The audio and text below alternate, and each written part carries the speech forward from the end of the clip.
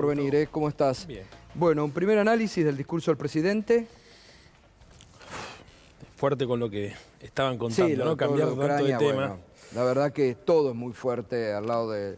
Bueno, ¿no? es lo un que mundo pasa. convulsionado el que le toca gestionar al presidente Alberto Fernández. O sea, pensá que esto también tiene implicancias en el comercio mundial, en el precio de los combustibles, de la energía. Un mundo que estaba saliendo de la crisis del COVID con una inflación internacional de precios de los alimentos, que a esto se le agrega probablemente una inflación internacional del precio de las energías, con lo cual es muy importante tener liderazgo y claridad hacia dónde queremos conducir nuestro país, porque no es momento para tibios ni es momento para dubitaciones. Yo creo que Alberto definió algunas líneas rectoras importantes. Yo me quedo primero con 3 no, que fueron contundentes.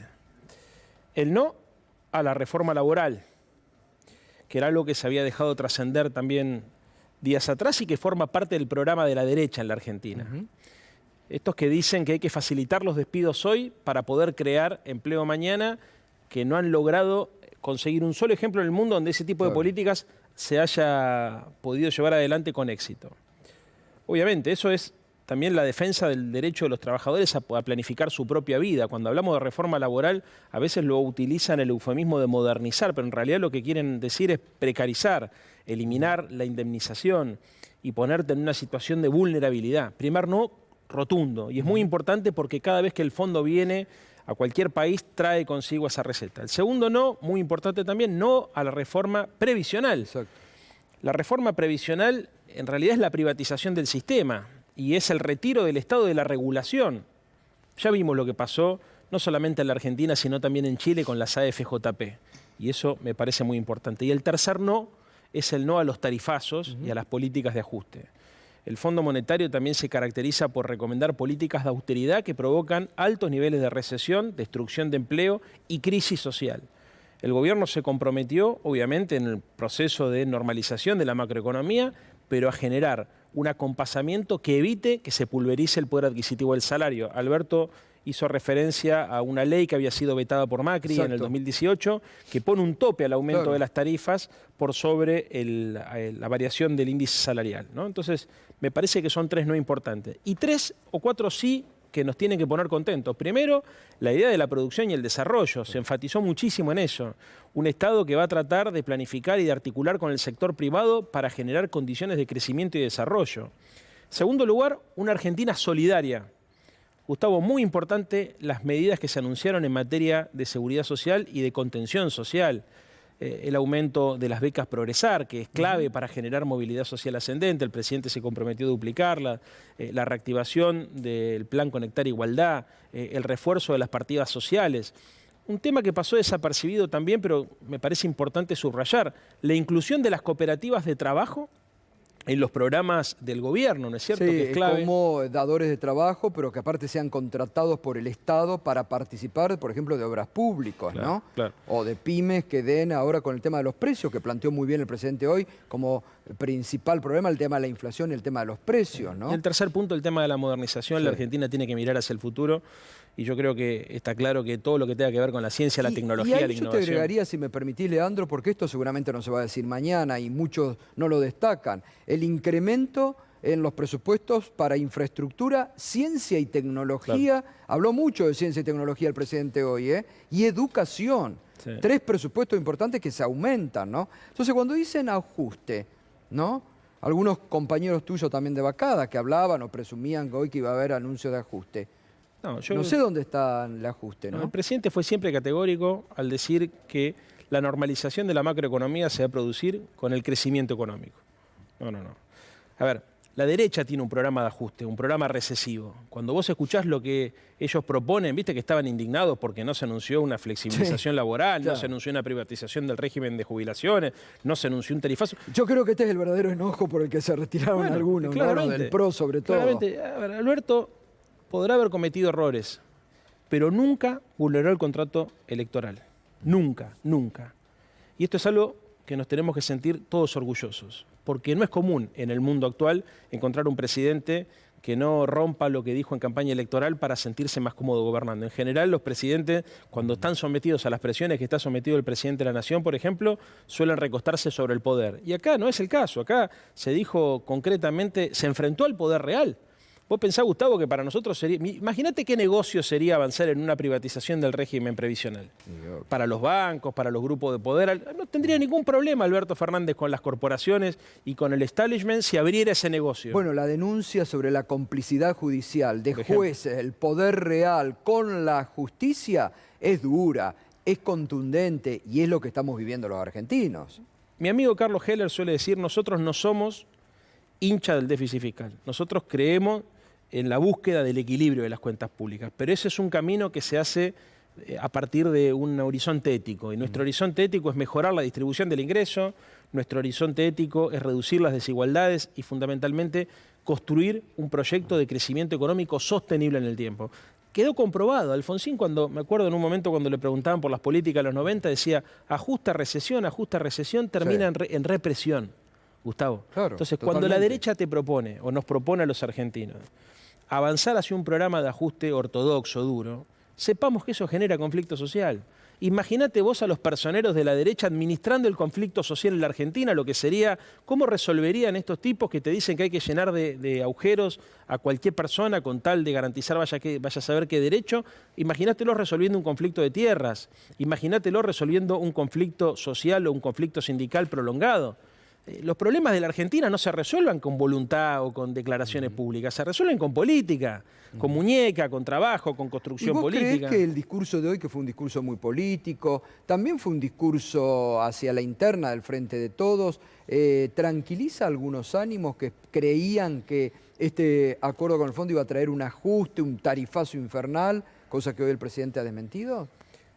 Mira, yo te quiero ser muy franco, Gustavo. Nosotros tenemos como fuerza política un primer compromiso, que es trabajar para la unidad. Hoy habló de la responsabilidad también el presidente como fuerza política en el gobierno, ¿no? No es un tema menor. Vamos por parte. Nosotros tenemos que trabajar siempre por la unidad. Ahora, nuestro gobierno tiene una propuesta clara. Nosotros dijimos del primer día, antes que se declarara el COVID, que el principal problema que heredamos de la gestión anterior, la principal restricción sobre la economía era la deuda externa. El presidente Alberto Fernández no trajo al Fondo Monetario a la Argentina. Y el presidente Alberto Fernández no firmó un compromiso con el Fondo Monetario. El que lo firmó fue Mauricio Macri, con un cronograma de vencimientos absolutamente impagable. Siempre dijimos que nosotros íbamos a resolver este tema como resolvimos en la primera parte del gobierno la dificultad con los acreedores privados, ahorrándole a la Argentina 38.000 millones de dólares.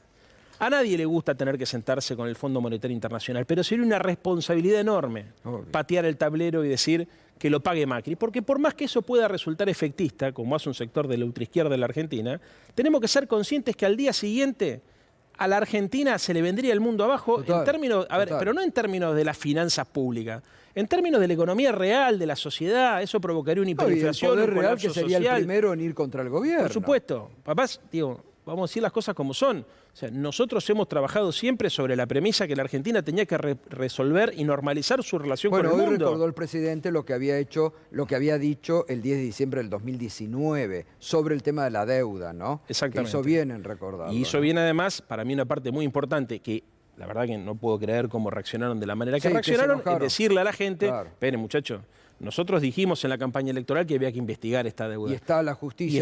Y está la querella criminal. Exacto. Lo que pasa es que el mundo no funciona con la regla de juego de la Argentina. Esto es importante saberlo. Exacto. Yo te lo decía por radio la vez pasada. Mira, vos para patear el tablero y para poder cuestionar las reglas de juego del mundo, tenés que tener por lo menos 4 cosas. Primero, digamos, algún grado de veracidad o de argumento que te sostenga. Que creo que es de las 4 cosas la única que verdaderamente tenemos. Segundo, un grado de cohesión interna. La sociedad puesta de acuerdo hacia dónde hay que ir. En tercer lugar, poder financiero o poder militar. O dólares en el Banco Central o armas nucleares, digamos, porque son las potencias que desafían las reglas de juego tienen esto. Y en tercer lugar o cuarto, digamos, si considerás la parte de los argumentos, es el tema del apoyo internacional. Y paradójicamente, los espacios progresistas del mundo saludaron al gobierno argentino por haber alcanzado este acuerdo con el Fondo Monetario Internacional. Lula fue el primero en levantar el teléfono y felicitar al presidente argentino. El Grupo de Puebla.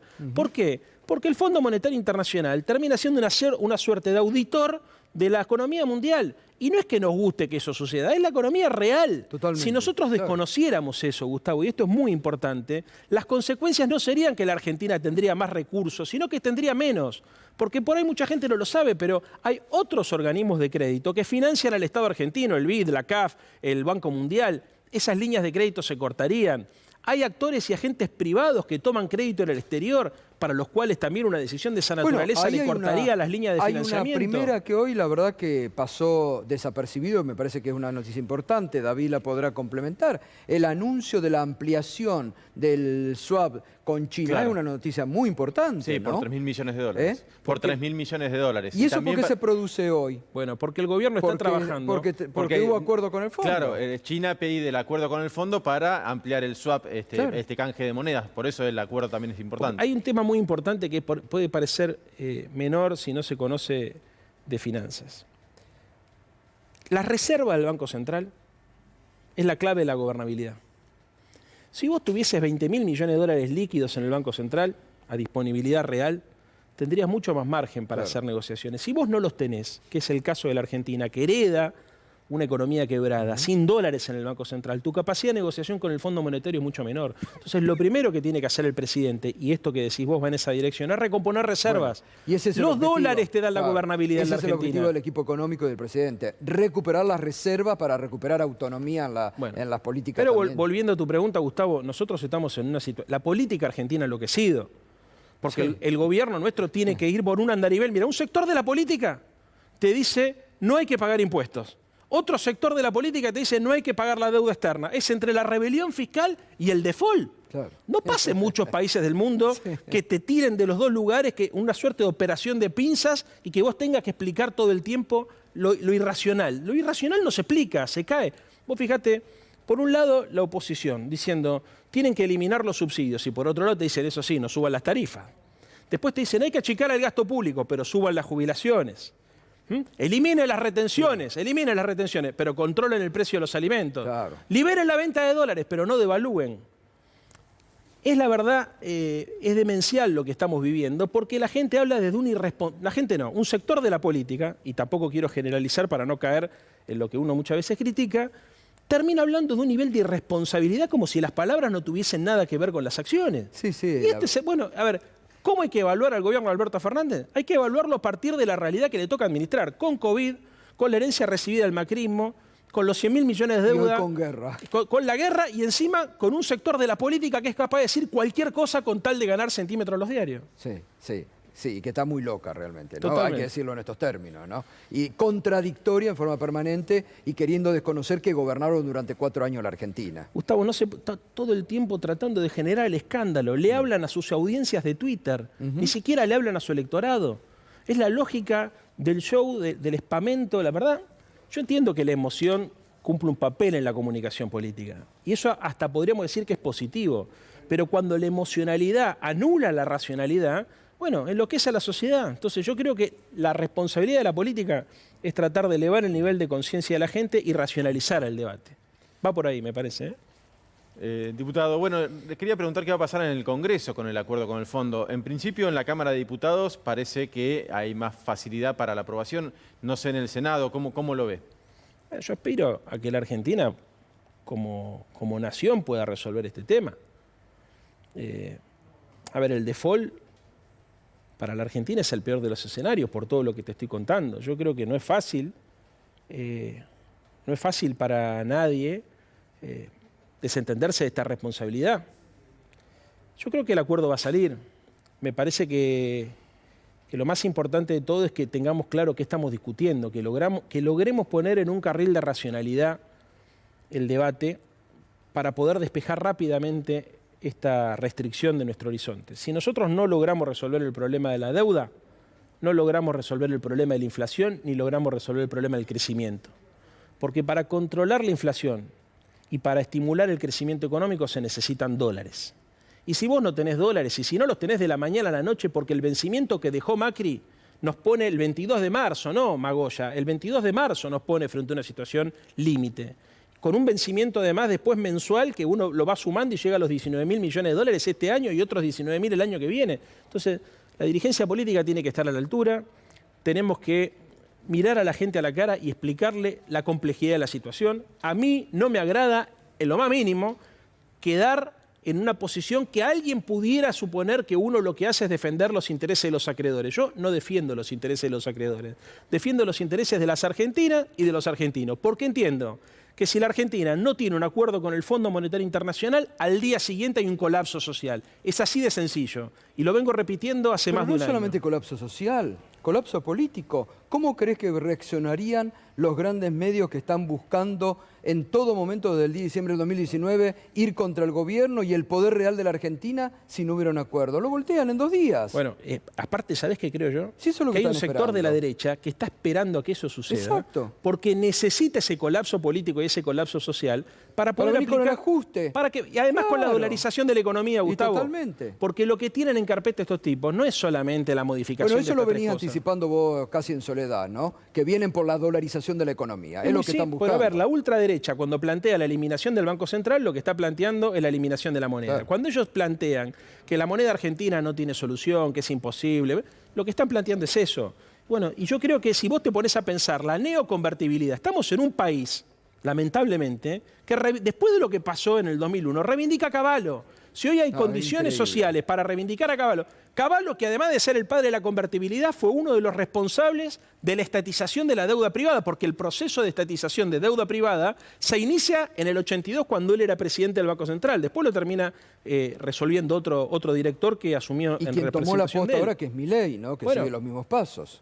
Pero lo que está pasando acá es que hay un sector de la ultraderecha, incentivado por un sector hegemónico de los medios de comunicación, que tratan de traccionar a la sociedad hacia la derecha, o sea, de la extrema derecha hacia lo más derecha posible, ¿no es cierto? Entonces, bueno, los que hemos planteado, por ejemplo, algunas cosas que son elementales, como puede ser el rol del Estado para regular procesos económicos, o lo que hemos planteado, por ejemplo, la soberanía de los Estados nacionales para poder renegociar con dignidad sus políticas, somos atacados por estos sectores. Por eso es importante la unidad.